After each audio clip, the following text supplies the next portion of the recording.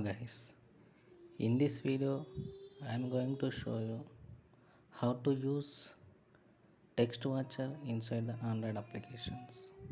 So TextWatcher is an interface which is consist of three abstract methods: afterTextChanged, beforeTextChanged, and onTextChanged.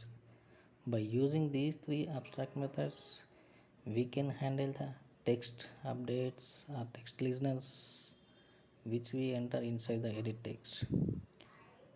Let's say in this example, while we tap enter the text inside the edit text, I am going to show you the auto suggestions based on the text which we entered inside the edit text field.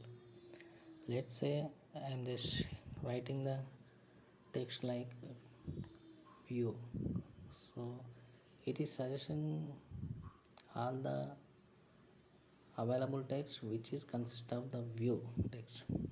Let's say I am adding button like this text view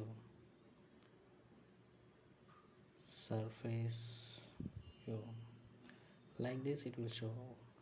So this is the mostly used inside when we are adding the sets functionality or when we want to count the text entered inside the text view edit text.